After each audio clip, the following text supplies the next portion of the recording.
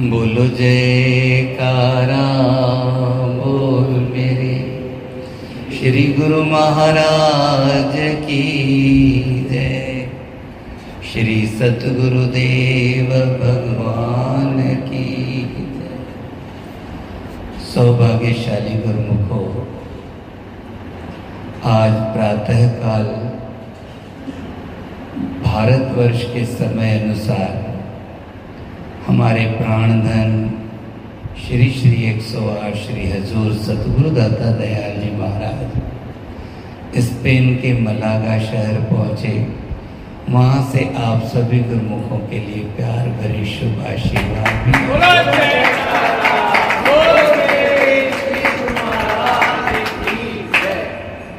सौभाग्यशाली गुरुमुखों,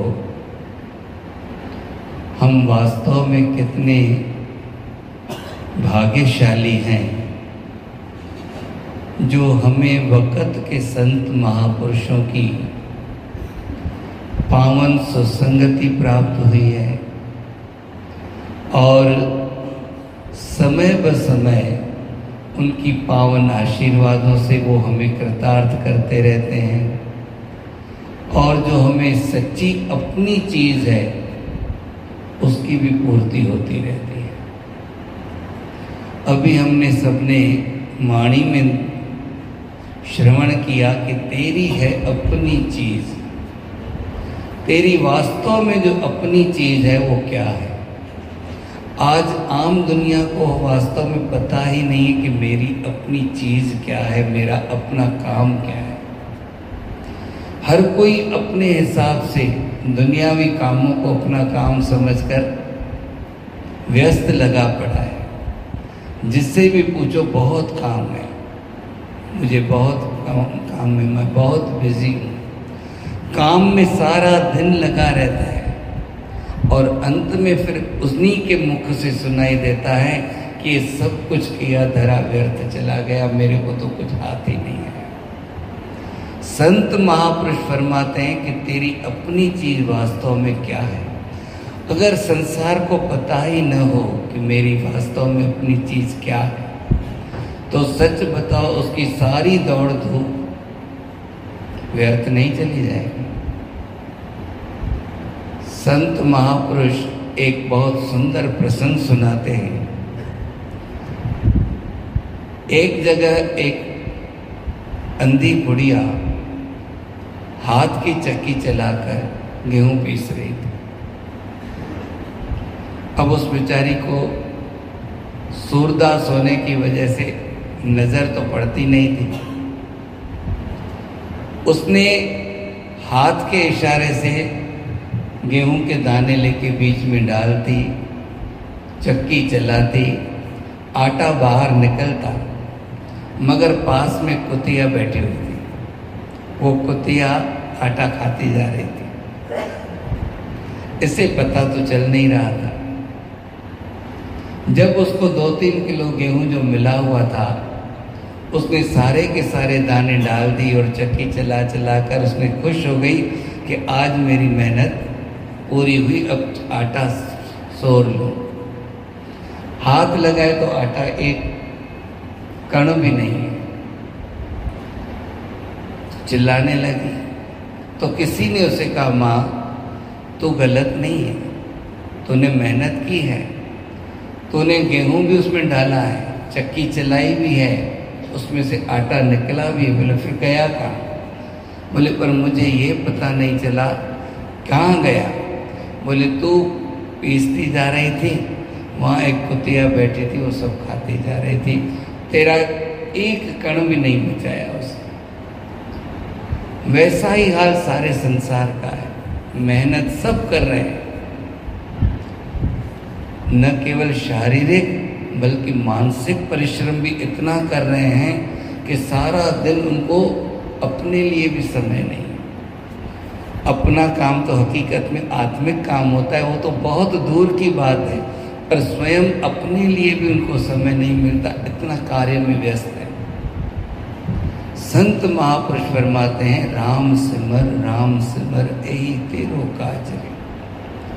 तो नाम का सिमरन कर, भगवान का भजन कर, ये तेरा अपना असली काम है। श्री सतगुरुदेव महाराज जी, पंचम पातशाही जी कितनी बार अपने श्रीमुख से फरमाते थे कि जो सेवक है उसका असली फर्ज क्या है। वो यही फर्ज सुनाते थे कि भाई तेरा अपना काम ये है और चिंता नहीं करना है। लिखा भी है, फिक्र तेरी वो करेगा जिसने जामा दिया इंसान को। जिसने ये इंसानी तन दिया, तेरी चिंता भी वो करेगा और करता भी है। माँ के पेट में बच्चा अभी विकसित होना शुरू होता है। सच बताओ, हमारी आपकी किसी की भी ताकत है कि वहाँ पर उसे भोजन पहुँचाए? अच्छा, वहाँ उसको क्या भोजन कैसे मिलेगा? सच बताओ, हम व्यवस्था कर पाएंगे? और फिर देखो, जब बच्चा जन्म लेता है तो उसके लिए दूध की व्यवस्था कौन करता है? उसके बाद उसे दांत देता है कि अब दांतों से तू खा भी सकता है। ये सारी व्यवस्था उसने खुद कर रखी है। हाँ, इंसान को ये पता नहीं चलता, वो समझता है सिलसिला है, पर हकीकत में अगर देखें तो हमको विश्वास होता है कि जब भगवान ने इतनी, जो अभी मेहमान आया ही नहीं उसकी भी व्यवस्था की है, तो मेरी क्यों नहीं करेगा? संत महापुरुष फरमाते हैं, हमारे परम पूज्य श्रीमान साहब जी एक दिन बहुत ही गूढ़ रहस्य की बात बता रहे थे कि जब बालक जन्म लेता है उसका इस जगत में आगमन ही रोने से होता है। रोता है ना, और जैसे ही रोता है सबको पता चलता है, उधर वो रोता है, इधर संसार में सभी बधाइयाँ देते हैं कि अब सुख से बालक ने जन्म ले लिया। और उस वक्त उसका रोना कैसे बंद होता है? आजकल तो ज़माना अलग है। परम पूज्य श्रीमान साहब जी अपने ज़माने की बात बताते थे कि या तो वहाँ पर थाली और चम्मच बजाते थे, यानी उसमें से ध्वनि पैदा होती थी। बालक कानों के माध्यम से, वो तो भी किसी को नहीं पहचानता, कौन माँ है, कौन पिता है, कौन क्या है, उसे कुछ पता नहीं, पर कान सुनते हैं। वो जैसी शब्द की आवाज़, ध्वनि की आवाज़ सुनता है, शांत हो जाता है। या फिर उसे लाइट दिखाते हैं, लाइट आँखों से देखता है। जैसे ही आँखों से लाइट देखता है, वो उसके देखने में व्यस्त हो जाता है, मस्त हो जाता है और शांत हो जाता है। उसका रोना दो ही चीज़ों से बंद होता है, या शब्द की आवाज़ या फिर प्रकाश।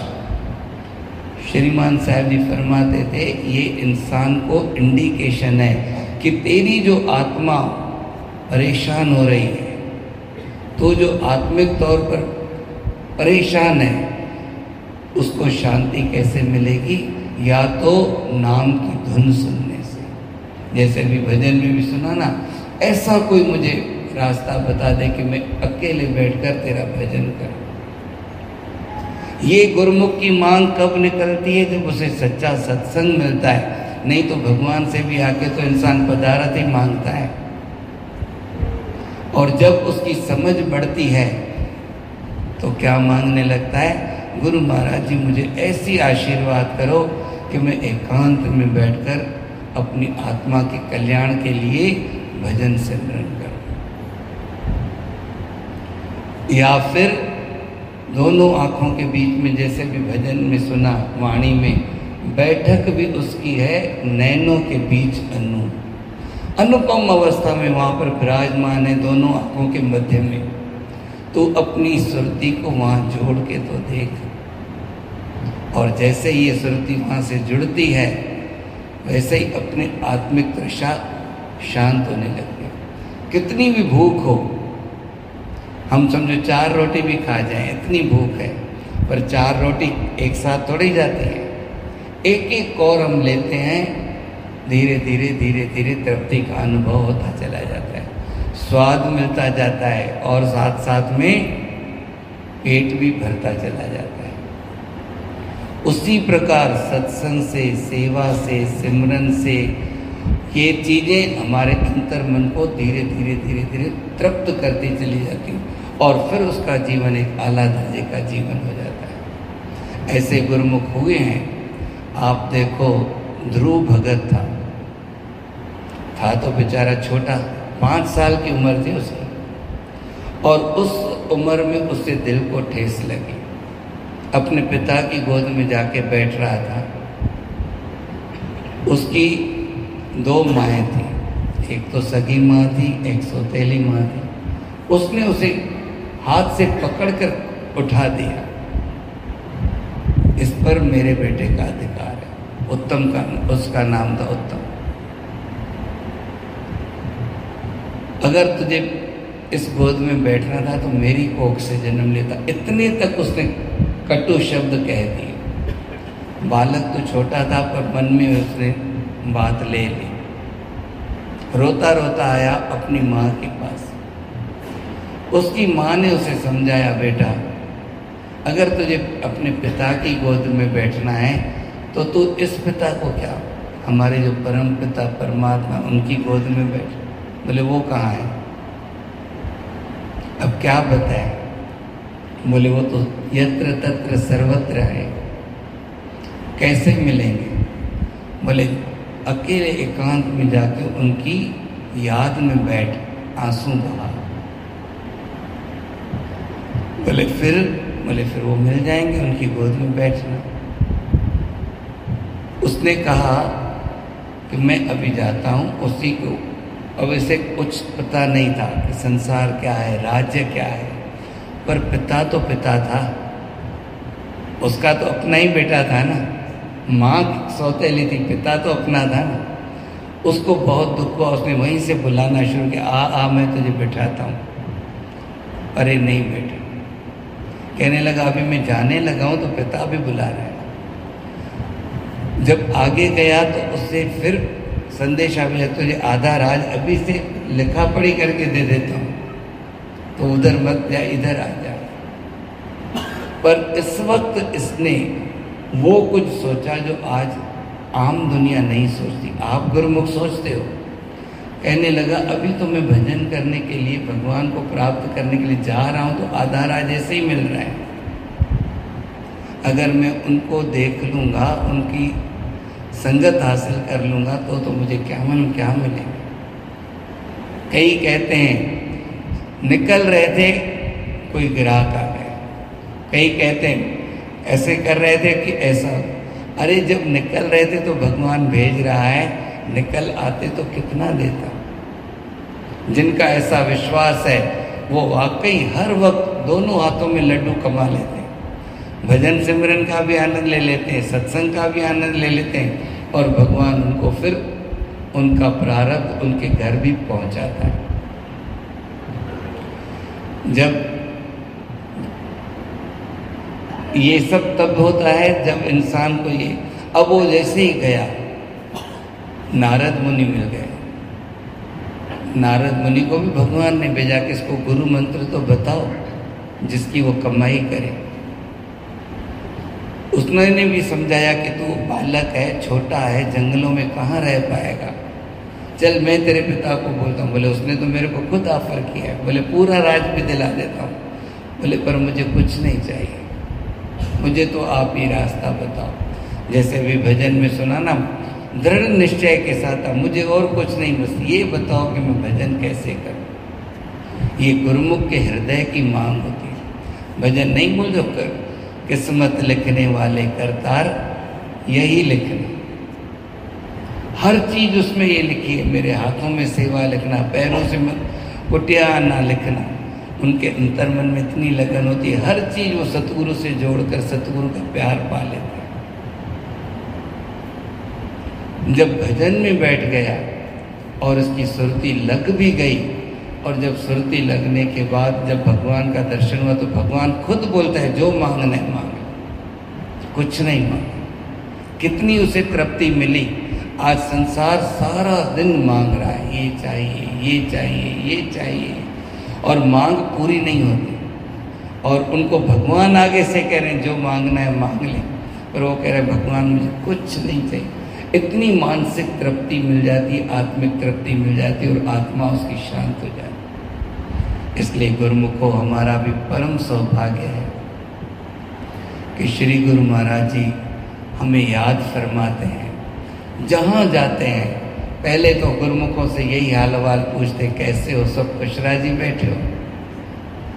फिर क्या फरमाते, आपको खुश देखकर हम खुश हैं। श्री गुरु महाराज जी की कितनी विशाल सहृदयता है, वो गुरुमुखों को खुश देखकर खुद खुश होते हैं। और जब आशीर्वाद देते हैं तो गुरुमुखों के हृदय कैसे झूम उठते हैं और कैसे वहाँ पर जय जयकारों के नगारे बजने लगते हैं। आजकल तो सोशल मीडिया पर रोज़ हमको कहीं ना कहीं से आशीर्वाद, कहीं ना कहीं से उनके पावन वचनों की वर्षा हो ही जाती है। और उस वर्षा का आनंद लेते हुए गुरुमुख जन कितने खुश खुश रहते हैं। इसलिए गुरुमुखो जैसे वाणी में भी निकला कि इसके सिवा बाकी चीज़ें हैं बेगानी, दिल को लगाने से मिलती है हैरान।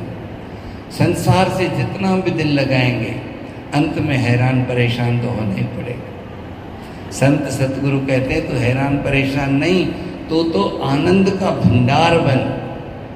आनंद का भंडार बनने के लिए उन्होंने लिखा है सतगुरु का सुंदर स्वरूप। जैसे बालक शब्द से या प्रकाश से शांत होता है, वैसे हमारी आत्मा भी जब दोनों आँखों के बीच में प्रभु का स्वरूप देखेगी बिल्कुल शांत हो जाए, या दोनों कानों को बंद करके अंतर्मन में नाम की धुन सुनेगी तो उसको इतना आनंद आएगा कि फिर उसे संसार की जरूरत नहीं है। गुरुमुखो ये राह कठिन जरूर है, लेकिन इस राह पर जो आगे बढ़ता है ना, वो फिर प्रभु का प्यार भी पाता है और सच्चा आनंद भी पाता है।